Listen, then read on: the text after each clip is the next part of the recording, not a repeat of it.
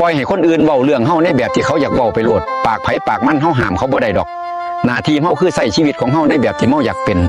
บ่ต้องอธิบายบ่ต้องแก้ข่าวคนที่ฮู้จักเฮาแท้เขาสิฮู้เองอยู่ให้ใจสบายแค่ตัวเองให้หลายๆแค่นี้ก็พอแล้ว